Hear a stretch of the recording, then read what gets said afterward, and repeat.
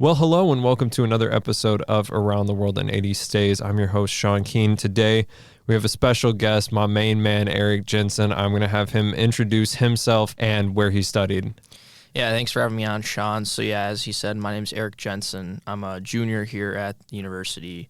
My major is finance, so I'm inside Tippy, and I also do a minor in Spanish. Originally from Lakeville, Minnesota, which is a suburb of Minneapolis, so kind of, orienting myself with Iowa and the whole culture here, but happy to be here today.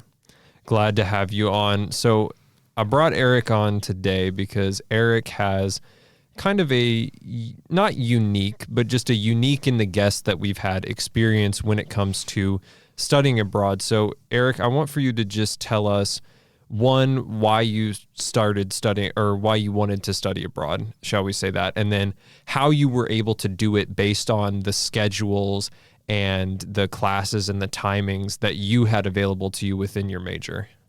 Yeah, I think, for me, I initially wanted to study abroad pretty much right when I hit college, but, as I mentioned, finance was kind of more my major interest from a career standpoint. Spanish, I just kind of have on the side. Hobby subject? Yeah, exactly, and I find it really rewarding and interesting to learn, but it never was my priority, to be frank.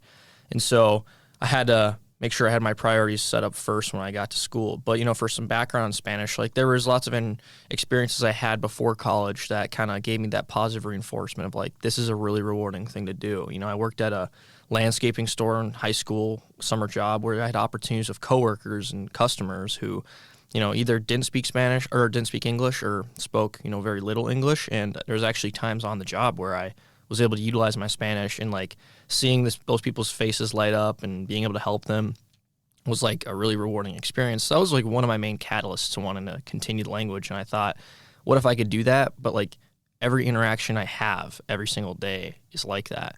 So I was I want to go to a Spanish speaking country at some point, but I still have my other priorities with my major, and that's finance. And so when I got to campus, I was pretty involved in a number of the finance-related organizations within Tippy, and I ended up getting into the Hawkinson Institute within the College of Business as well, which, for context for those unfamiliar, is just a program that kind of focused on getting students into certain careers in finance, notably investment banking, and it kind of puts you on a regimented program where you have to take a class. There's a number of work you have to do outside of the classroom. You're seeking mentorship and talking to alumni. So it was pretty time-consuming.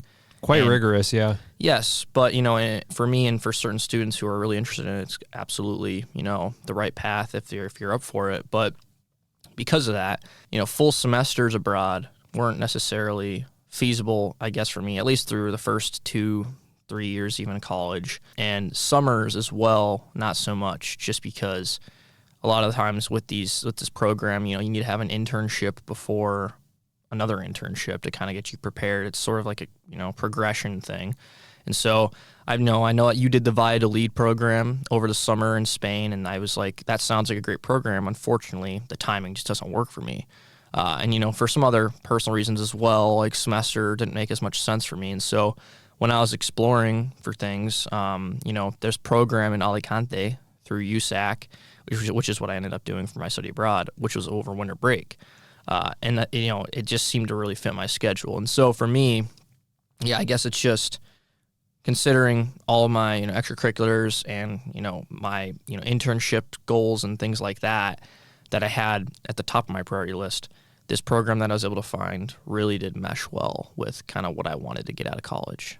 To repeat what you just said there, you had your goals in mind and your priorities in mind of what you wanted specifically from finance, from your actual major, but you were still able to fit study abroad in. You were still able to find time to do that within that. Absolutely. And normally I would put this kind of at the end, but what would you tell people who have a rigorous set schedule, like a timeline for how they're supposed to complete their major, start looking for jobs and those kinds of things, but who still want to study abroad? What do you tell them? How do you give them perspective in looking for different programs and where they should take different programs? Yeah, I think the first thing is, it's not always going to be the easiest thing, right? It's probably overwhelming to think about at first, but it is absolutely worth it. I mean, I probably sound like I'm beating a dead horse compared to all the other guests you have on your podcast here, in the sense that everyone tells you to do it. You will never regret it. But it is true. And, I think it's one of those things where the study abroad office here is so helpful. There's so many programs in so many different countries and so many different timelines, right? Like the winter break program for me made the most sense. There's less options there amongst all the other programs, but still, it got you what you wanted. Yes, and I had a particular focus on Spanish speaking.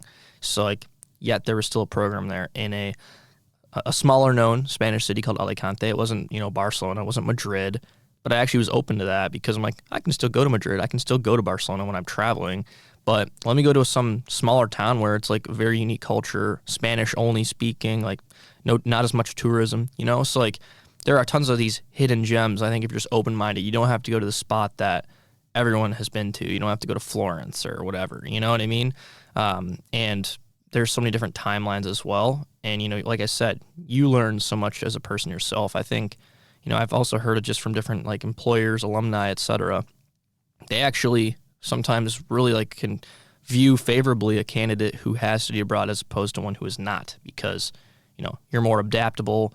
You've had just more life experiences. You're throwing yourself out there, working on your communication, and it's just you're still taking classes there. It's a good experience all around. And so I guess, just to wrap it up, I just say to those people, there are options. You just got to look for them and find the right people to help you. And I think you won't regret it at all, even if it is just a short program like I was on.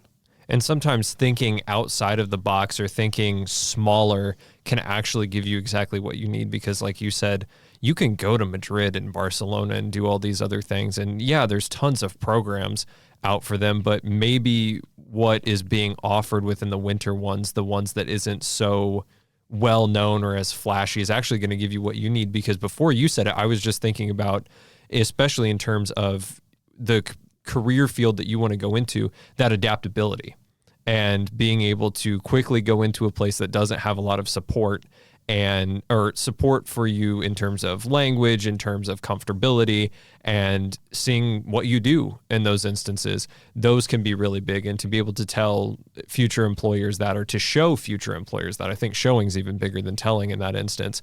That can go a super duper long way. I forgot what I was going to say there. It's okay. I can edit this part out. Yeah, and back to the going outside the box thing too. That's another reason why I wanted to have you on, like I said at the beginning, I try on this show to really highlight experiences from all over the place and from people who come from all different programs and manners of study and different amounts of time that they're free to do things within their majors. And I try to highlight different places that are a little less well known. Like, yeah, we've had our Parises on here.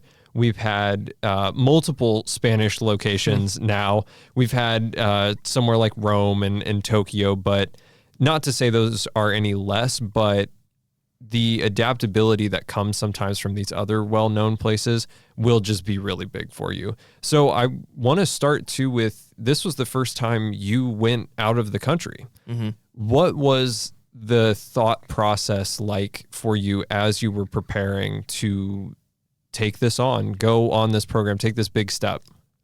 Yeah, I think there was a lot of excitement actually going into it.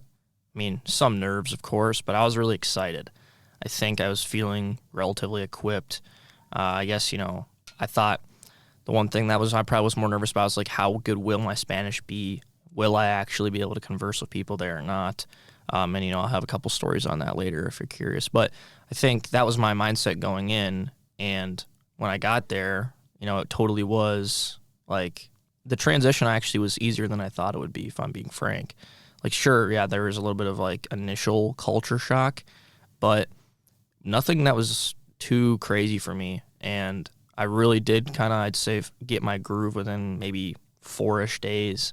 Just obviously getting on the sleep schedule, trying to orient yourself with the city and your new living situation, that sort of thing. I think, overall, it was a big leap, obviously, first time out of the country, and, for the most part on my own. It wasn't like I was going in with my family or anything. And I'd like to say I thought I handled the transition pretty well. But, going in, I think I tend to be one that prepares more than, I'm a very big preparer. I am always planning ahead. And I probably spent 10, 20 hours too many on thinking about what I want to do and how I want to approach things when I got there. So, well, I remember we had been talking about this for at least a year.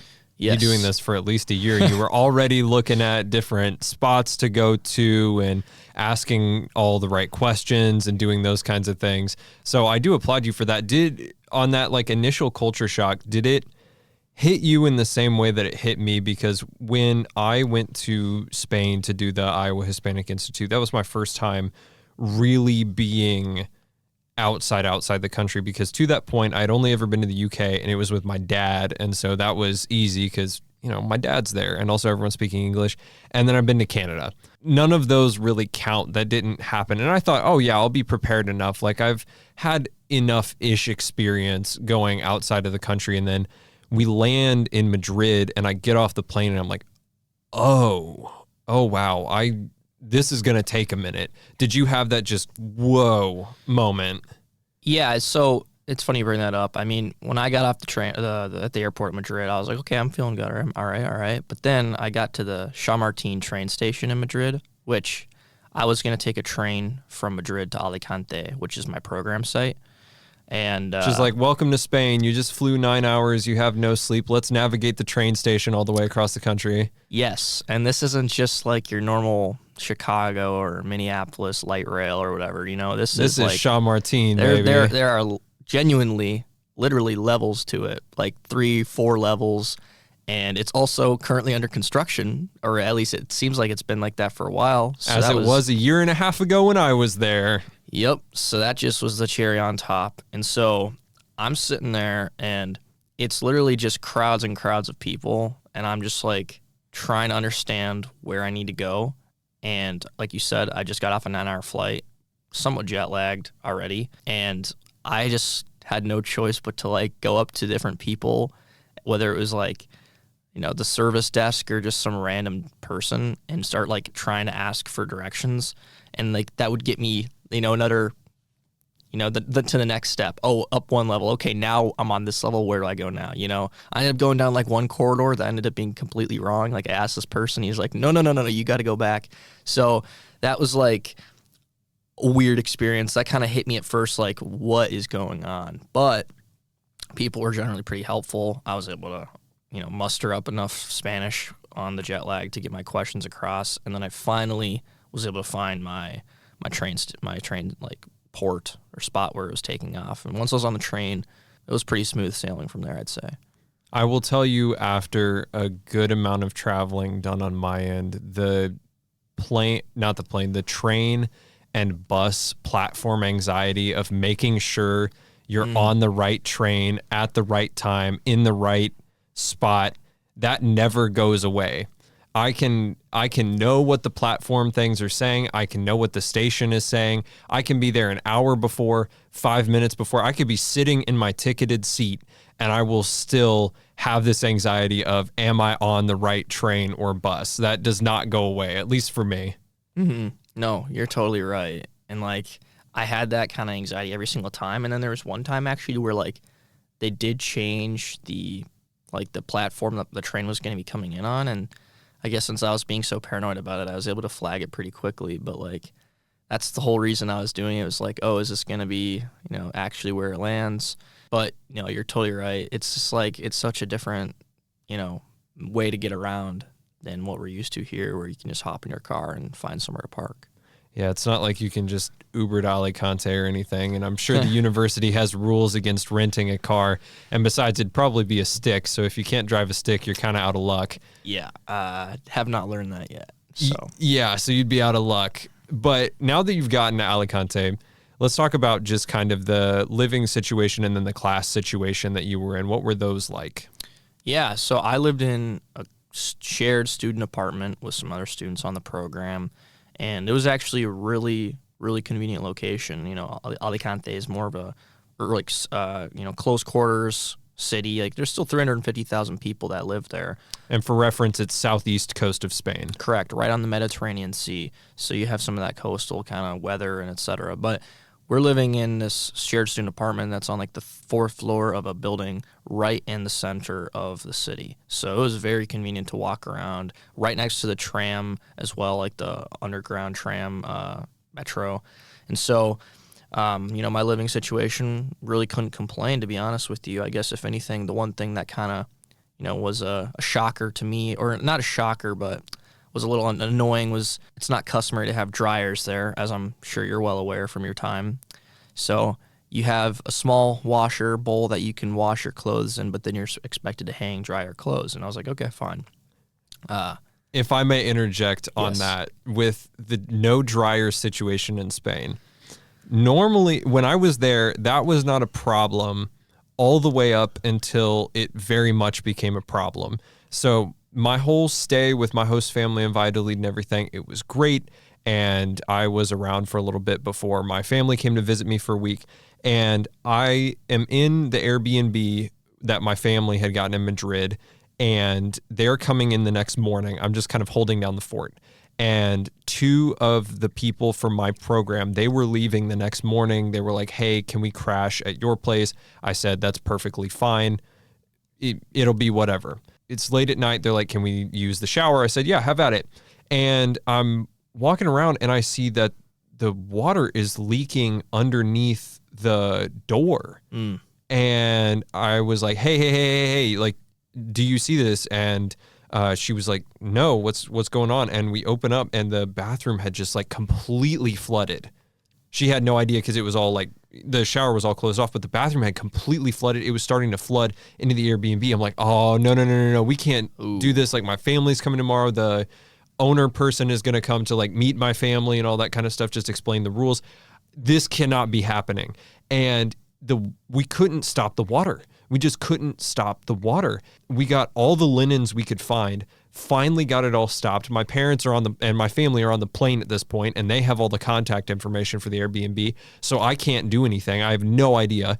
And the towels, there was no good, there was no good clothesline, no good space for a clothesline either, because we're in this closed apartment building with no balconies. We're on the 1st floor.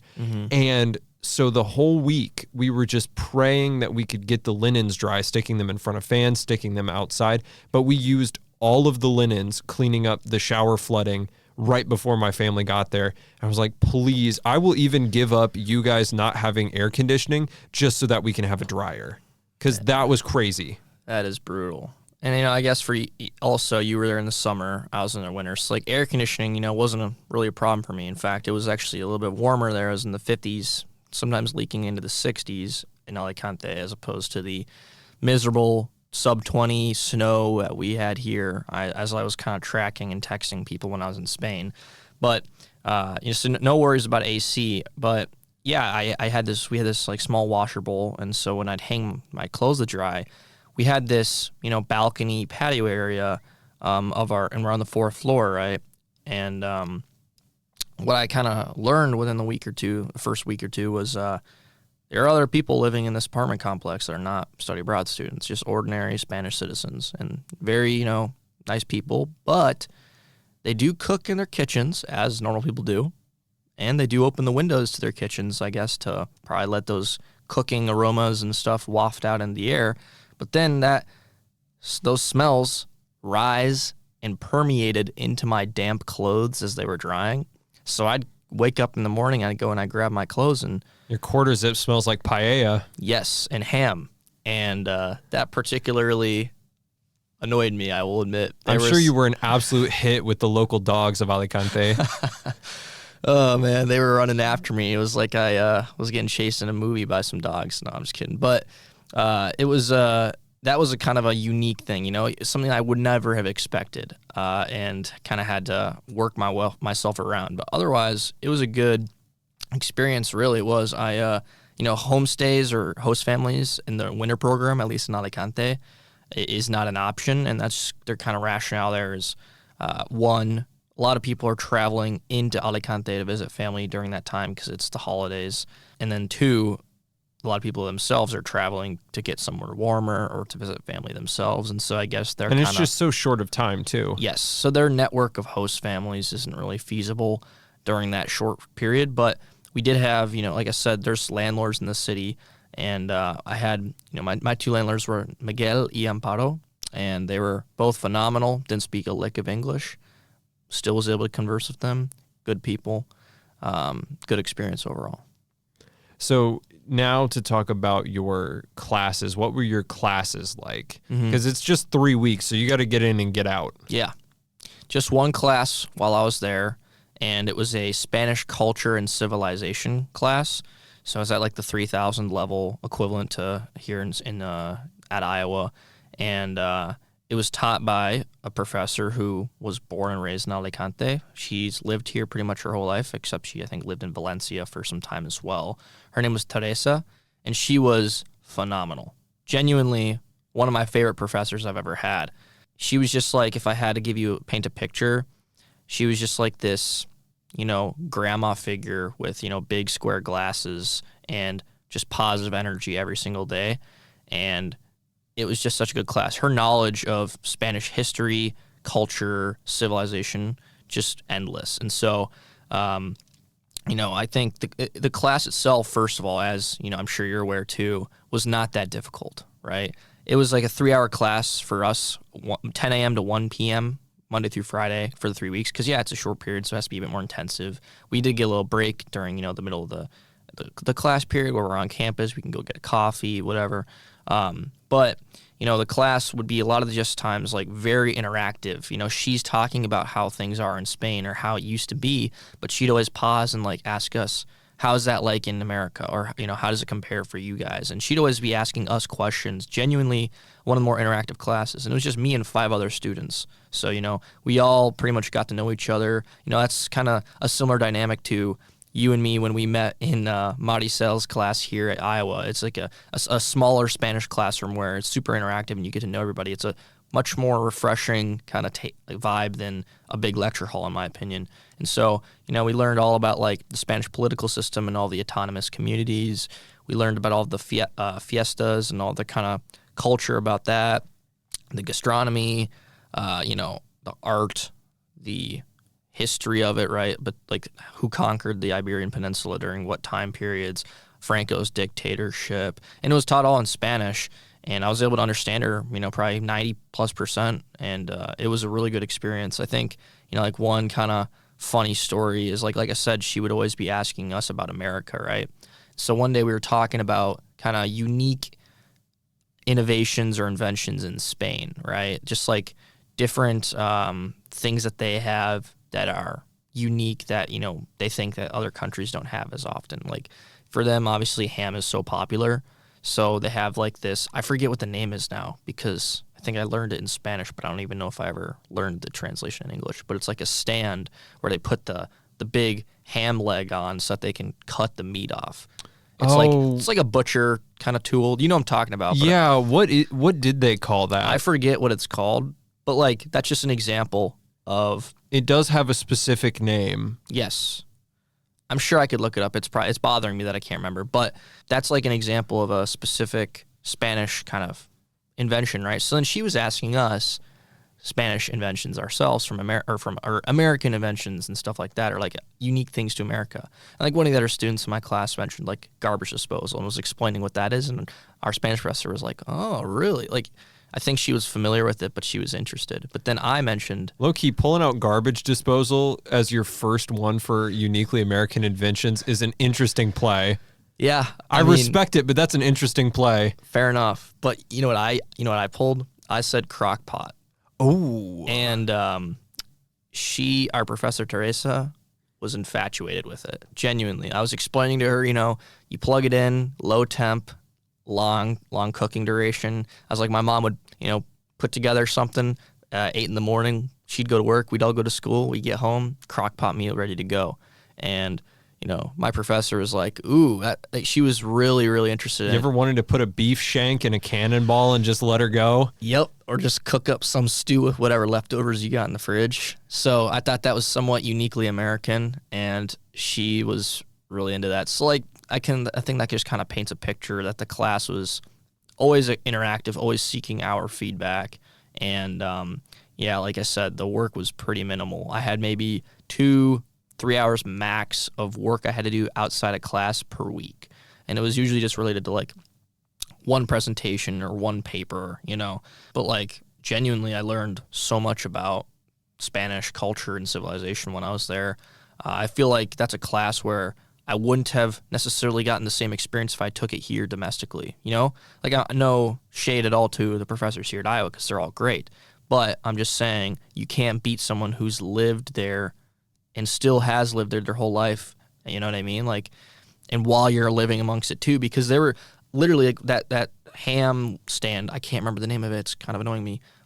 We were talking about it in class, and then when we were in Barcelona, I walked by it, or I walked by a store, and I saw it in the window, and I was like, oh my gosh, that's what we learned about, Or when we learned about the art of like Velázquez and Goya and whoever else, some of the famous Spanish painters, I went to some museums. I literally saw their art. So it was like really cool to kind of see that connection. Whereas I feel like, if you learn your Spanish stuff here, it's like a little bit less immersive in that sense, right? Because you can get it here, yeah, but being in the immersion, and we've talked about this so many times on the show, is there's really nothing better that you can get. I always talk about how I read history books growing up. I read geography books. I read those kinds of things when I was little.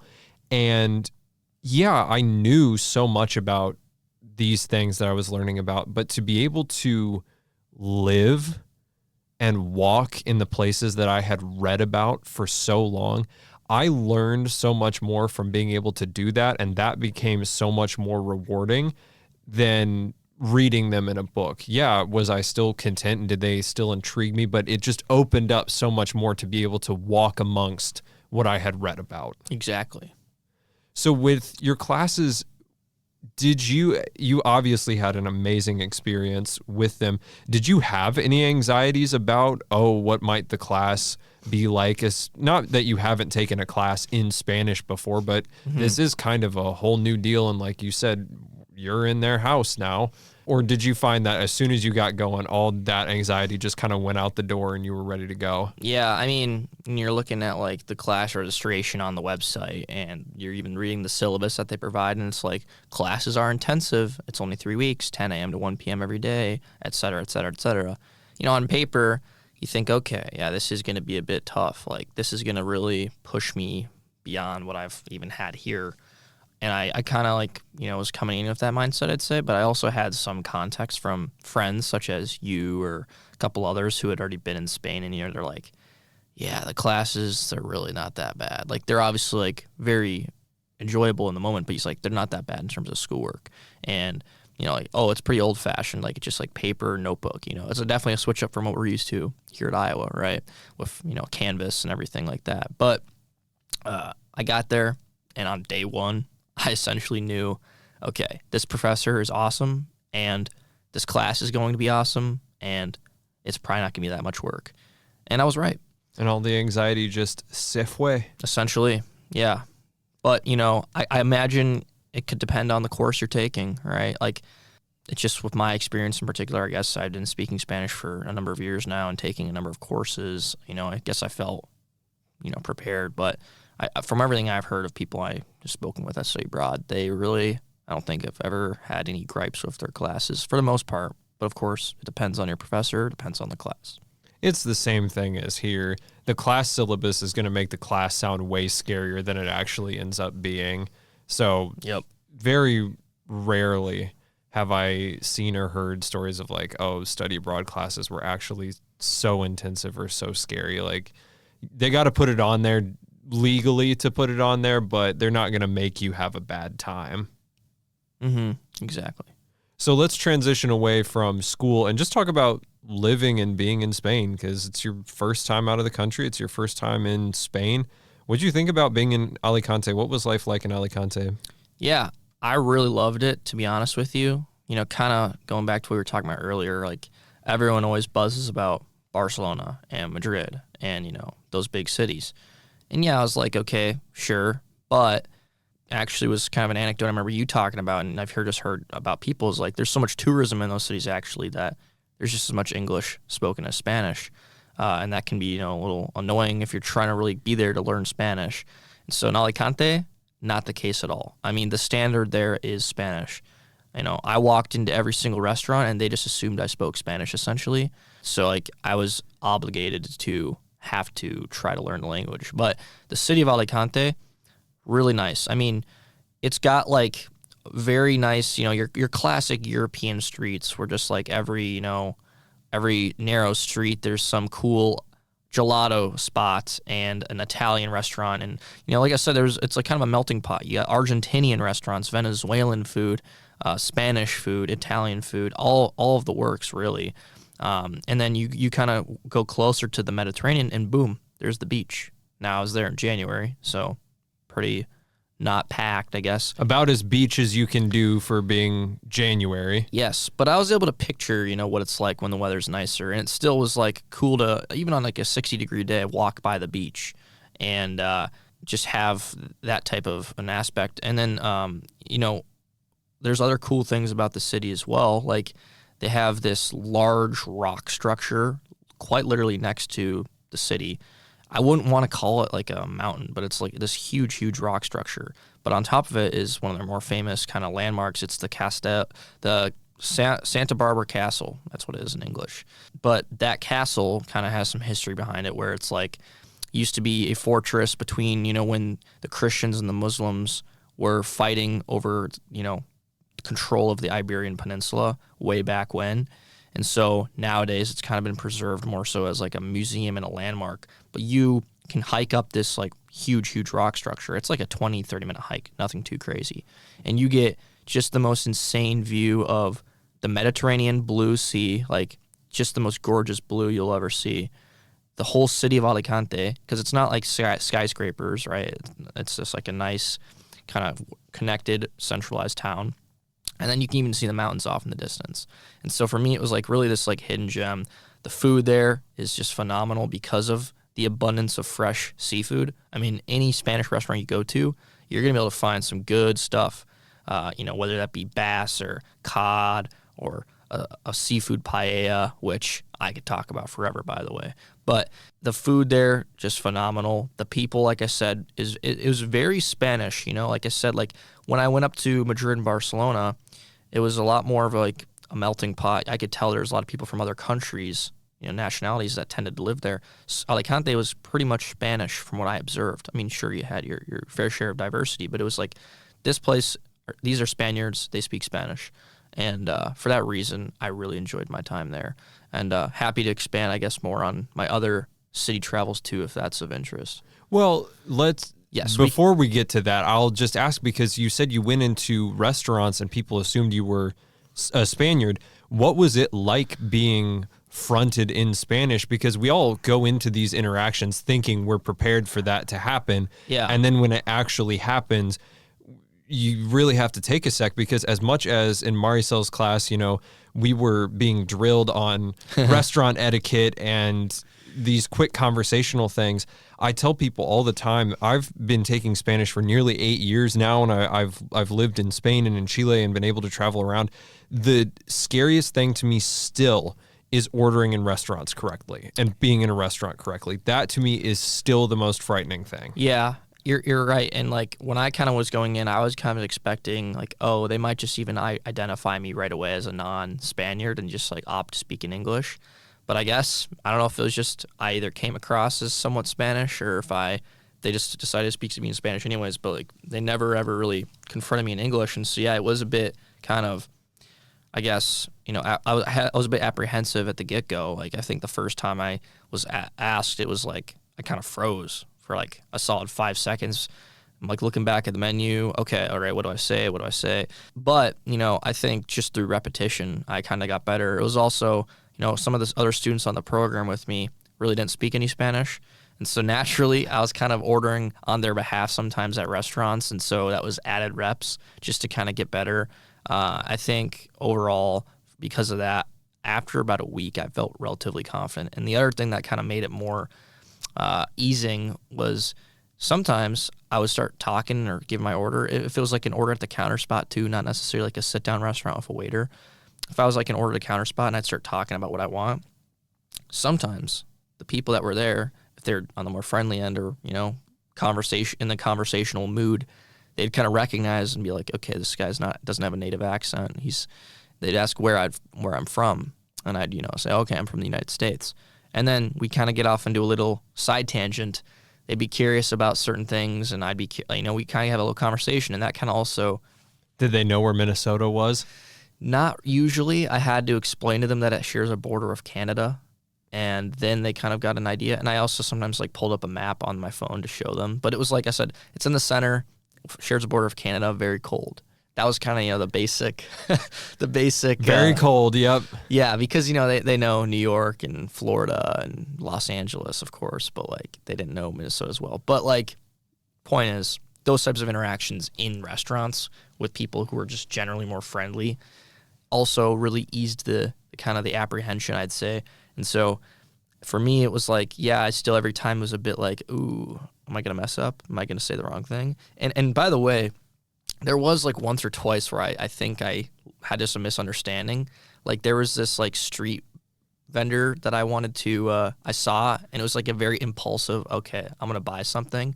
Because I saw, and there was a sign that said they had caramelized almonds, their own homemade caramelized almonds. And I was like, you know what? That sounds pretty good right now. Or just a little munching snack for later. And I went up to the guy, and he had a very thick, fast Spanish accent. And I think I was pointing as well to kind of help my gesture. And I ended up, I guess, signaling I wanted roasted chestnuts as opposed to the almonds. And by the time... I mean, 'twas the season, but... Yes. By the time I handed him the €2 coins, and he handed me the wrapped up cone thingy. It was it was a cone thingy of the stuff. I was didn't even look in the cone initially. I was okay, almonds, cool. I start walking away, and I look, and there's these big, cheese ball size things, but they're brown and roasted, and I was wait, what is this? And by the time I look back, there's already a line forming, and I'm okay, it's a lost cause at this point. I'm all right, I guess I'm trying out chestnuts. Took one bite, and basically I didn't have to spit it out, but it was it did not hit the spot, let's just say that. And I did not proceed to eat any more of those chestnuts. So that was an experience where, I guess my point is sharing that. It's one of the things that's funny, but two, it's you're going to make mistakes. It was a €2 mistake of mine, but it's also a funny bit to remember. And just goes to show every single interaction's not going to go how you meant it to go. But, that's kind of how it goes. It's just when you're learning a language, especially. The €2 mistakes do happen a lot. I don't have a specific one where I got the wrong thing, but an example somewhat similar I have to that was when, and I think I told you this before, was when my family and we were in Madrid, and we were going to this very famous churro place. It's a 24/7 churro place, super touristy, but it's a really fun spot, and they have really good churros. Mm-hmm. And we get in there, it's the middle of July, so peak tourism season. We're there in the morning, 9, 10 o'clock in the morning, so it's peak time when all the tourists are waking up and going in there. And so when you get your spot, you got to go in, you got to order, you got to sit down, because they just got to keep cranking these things out. And I thought I said an order of 6, please, for the 6 for €5. This woman heard 5 orders of 6.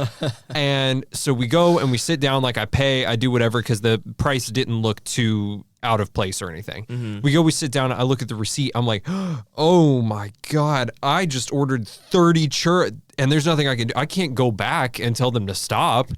I ordered 30 churros. I have no idea how big these are going to be. Mm-hmm. I have no idea how they're going to serve them. I don't know if we're going to be able to take them out of here. And I was just freaking out that we were about to eat 30 churros, and they're coming down the stairs, and I see this one guy. I'm oh God, because he's got all the plates on his arm. I'm oh no, how am I going to, oh no. And it turned out that the churros were not very long at all. They were probably half a foot. and you could pretty easily, they were like eating air. They were like eating sugar-coated air. Yep. And so we blew through 30 churros, no problem. None of us felt bad about it. No qualms, no nothing. It was fine. Probably could have gone through 50, eh? Probably could have gone through 50 in all honesty, but that was not a €2 mistake, but that was almost a very big mistake. And sometimes that just comes from rushing, of no matter how you're prepared for it, you still might get it wrong, and you just kind of have to roll for it. And also, I wasn't paying, my dad was. So that made life a whole lot easier. That does make things easier. So let's talk about your other travels, because as I said before, you and I had been long gaming what you were going to be doing around here for like a year, had been throwing out suggestions of different things to do. So let's start with the field trips that you took on the program and like the little towns you went to, and then we'll go out into Eric's big week round town in Spain. Yeah, I guess I didn't mention that earlier on, but the program itself was 3 weeks over winter break, but then I decided to stay an extra week beyond that, just kind of doing some solo off the books travel within Spain. So, but yes, the program with USAC, and I think this is pretty customary with most USAC programs, they're excellent about incorporating like excursions and field trips as a group with the other students and like the program director. And I really, really loved them. Like I said, this one of the first days, that was a group trip to the top of that Santa Barbara Castle, where we kind of got some context from our program director on the history behind it. Like when you can get some explanation behind what it is that you're experiencing, I love that stuff personally. And so it kind of just makes it like, understand more what it is that you are experiencing in the moment. But it's like that was a really good, first thing, just literally within Alicante. But then I guess that first week was more so about getting, oriented with everything. But then first weekend, a number of the other students on the program and I decided to go to Barcelona for a weekend. We found a cheap domestic flight, which I also know this has been a topic in the past on your podcast about how actually affordable it is to fly amongst Europe, especially if you're just staying domestic within the country of Spain. So we found like a €100 flight to Barcelona that lasted 1 hour. We were looking at the train options from Alicante because it's the southeast up to the northeast. It was like a 5.5 hour train ride for like €70 or something, I think was like the round trip. And so like 30 extra euros, but save a cumulative of 9 hours of travel time. That's a no-brainer in my opinion. So we got this flight. So we go to Barcelona for weekend one, and that was just a cool experience, obviously, because of the normal sightseeing things, the Sagrada Familia, the Gothic Quarter, all of that just was extremely cool to see, and it was like a good introductory kind of, we've adapted Alicante for a week, let's go branch out a bit, and it was with a bunch of students in the program. And you got to be able to see Barcelona, too. Barcelona rocks. Exactly. And so that was a great kind of first trip. It was pretty jam-packed just because we were trying to squeeze the whole city into like 1.5 days, if you will. But that was like the first thing I did over the weekend. I guess I kind of jumped to that as opposed to the program field trip, so my bad on that. But you're going chronologically. It's okay. I was going chronologically in my time there. So then now we're getting into the next kind of thing that was amongst the program that I want to quickly shout out, and it is kind of related to the food stuff, but our program signed us up for this cooking class that we took in Alicante.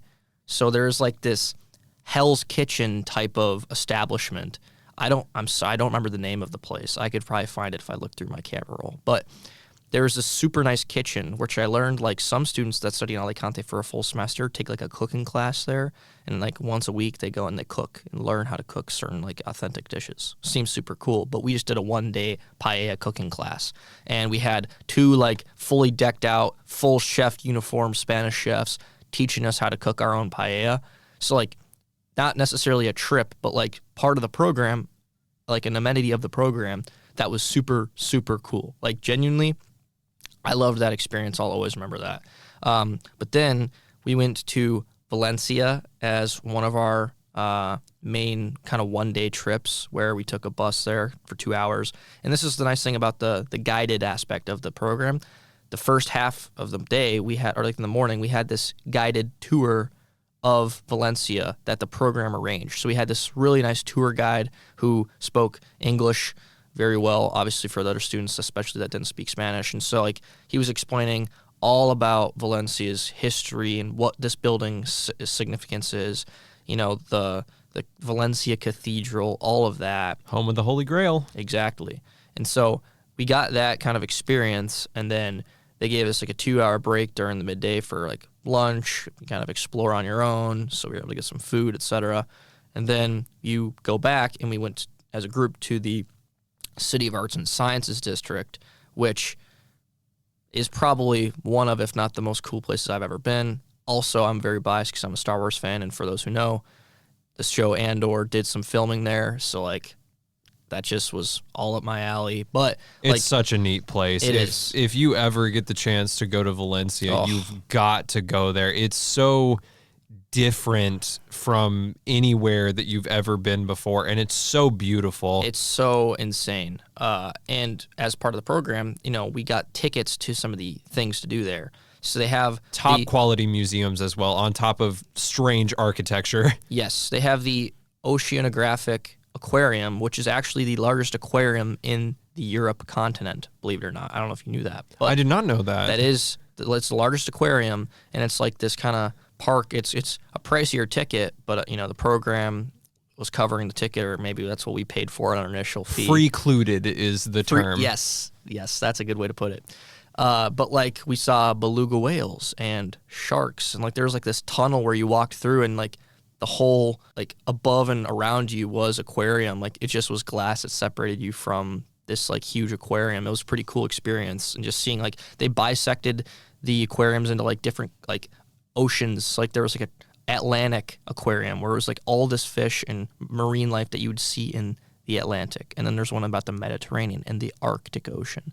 So like really cool experience there. They have a natural science museum, as you mentioned. It's like state of the art, has super interactive exhibits, super cool.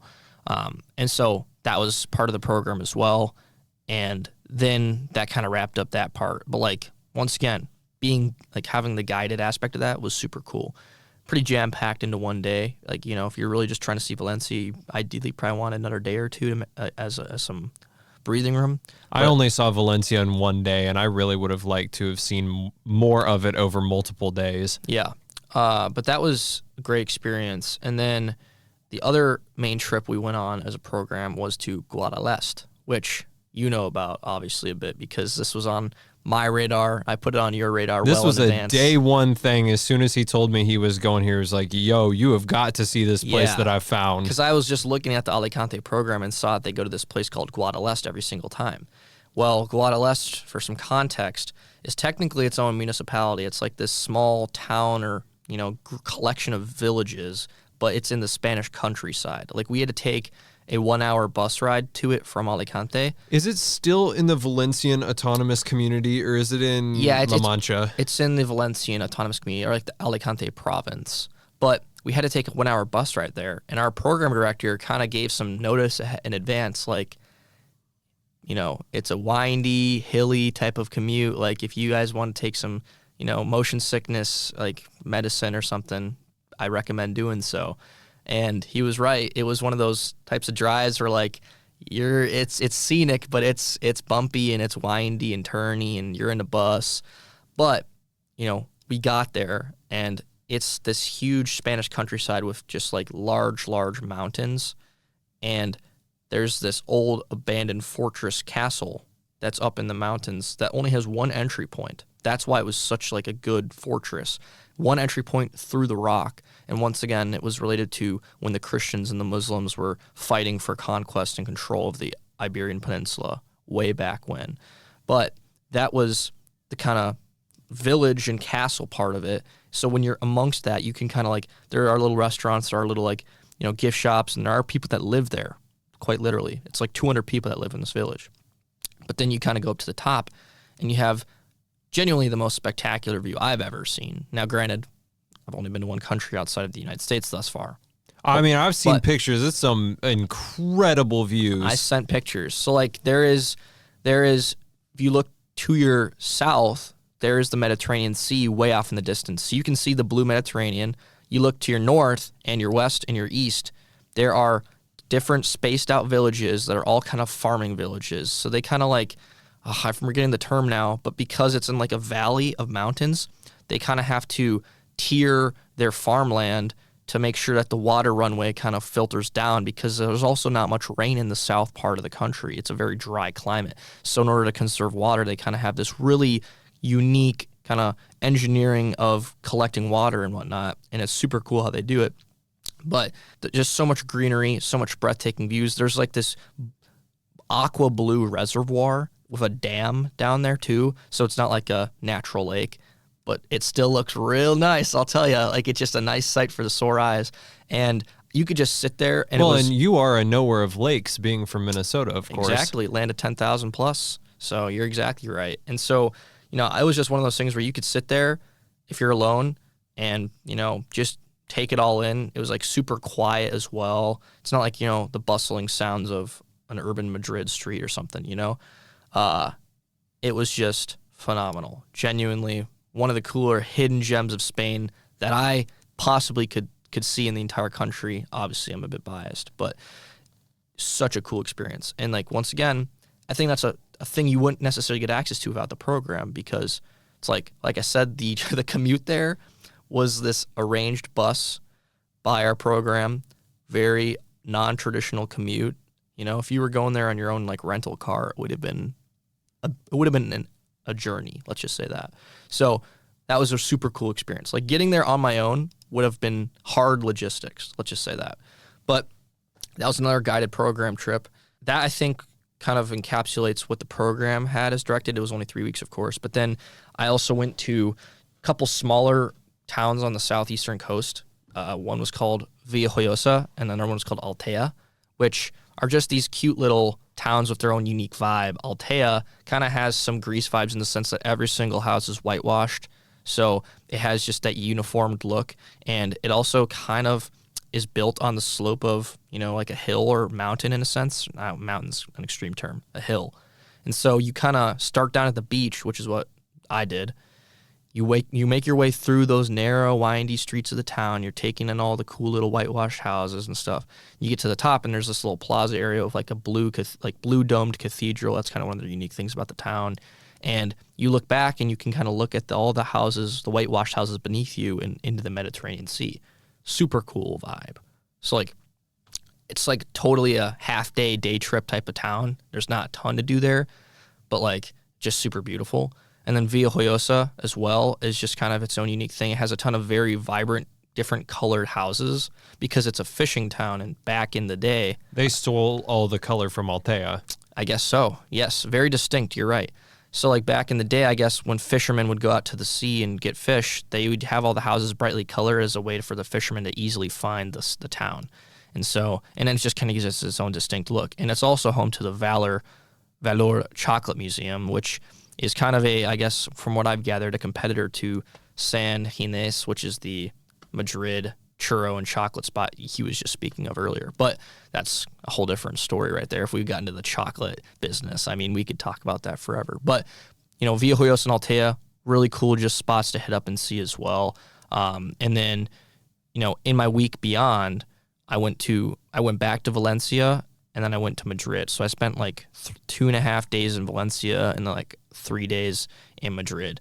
And I really appreciated being able to like go back to Valencia after we had the 1 day there, because there was still a lot that I wanted to do and hit up, and also just kind of go at my own pace, eat more paella too, self guilt right there. But in Valencia, more paella is never a bad thing. Yeah, exactly. And in Valencia, I was able to kind of just see some of the more touristy things, and I did go back to the City of Arts and Sciences. It was that good. I had to go back twice and to get some more photographs, because me being the Star Wars fan I am, had to do it. Come on now. And then once I kind of wrapped up my time in Valencia, Madrid was the last stop, which I hadn't yet been to in my time, and there was so much to unpack there. So I was able to hit up a lot of cool spots, much thanks to the suggestions of you. I went to the Prado Museum with a ton of really famous artwork. I'm not usually a huge art guy, but really enjoyed that. I was sitting there, posted up, looking at these paintings, and was like, wow. I will say this until my dying day, that the Prado has been robbed of its importance by the existence of the Louvre. If the Louvre did not exist, we would all be hitting up the Prado. The Prado is such an amazing museum with such good artwork in it, but nobody ever remembers it or talks about it because everyone's so focused on going to the Louvre. Yeah, I can imagine. I haven't been to the Louvre yet. I will one day. But the Prado thus far has set the standard for me. So that was cool. I went to the Royal Palace and was able to go inside of it and like see all the decadent ballrooms and the really cool decorations. And then, I went to like the Santiago Bernabeu, Real Madrid football stadium. So all my kind of experiences there in Madrid was just a good time as well. And I learned a lot too, just, kind of doing that solo, traveling by myself. It was just a very good confidence booster and cool experience to tackle that on my own. You were able to hit up a lot of really cool things. You hit both the known and the unknown, and I'm so glad that you were able to get that out of such a short time, too, and that you were able to just sit down and really take in those kind of smaller, more niche things, because most people, and myself included, I'm really bad about this. I feel like I just got to check off the boxes, hit the big things, don't have time to really just see and understand and appreciate the environment that I'm in. So it was so good to hear that. Again, it's your first time, so you would think you'd be checking off so many boxes, or if I was in your shoes, I'd be checking off so many boxes, but you hit all of those little things, and it was just as satisfying, if not more, for you to be able to have them. So what would you just say to someone who might be in your shoes of being in a finance major or a major that's really, really tracked, and that they only have maybe this one winter break to do something, and maybe it's their first time going abroad too? What would you say to them? What is your advice? Yeah, it's a great question. I think just looking back at my experience and just kind of how I am as a person and how my college has gone, I think I'm a very linear guy. I'm always like looking at what's the next natural progression, what's the next step of the staircase, the next rung of the ladder to climb. I mean, we all kind of are doing that in a sense when we're in college, right? Then what's the next semester? What's the next break? What's the next class, the next internship, the next club I want to get on, the next leadership position, right? We're always like trying to ascend to make ourselves as prepared as we can be for what we want to achieve career-wise or just in life. I think we all kind of get caught up in that. And for me, I definitely would say that. I'm always thinking about what's next, and I don't necessarily always appreciate the present, I would say. But being in Spain for these 4 weeks of mine, just for a quick stint over winter break, really did shift my focus on staying in the present. And I think that is what I would say to anyone that's kind of, like you said, similar to me in the sense that you have all this stuff going on, you're really busy, finance major, whatever it might be. Do it because it will change your perspective on things. I think you learn to appreciate the little things more, and just seeing how different people live in different environments compared to what you're, so used to here. You live here your whole life. You just think this is what it's like everywhere. No, it's not. So that's what I would say. And treat it as a learning and growing experience, like always.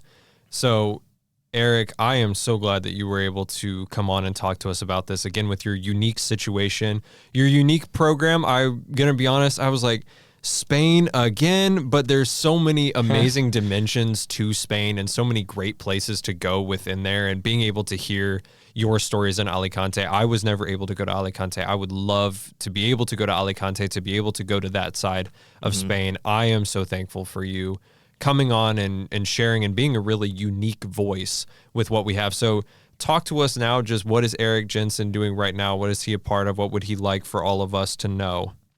Yeah, well, first of all, thank you for having me on. It truly has been a pleasure, and I'm a listener of the podcast. I haven't gotten to all the episodes yet. It's kind of, on my to-do list, but I genuinely do enjoy popping them in and listening when I'm walking on campus or whatever it may be.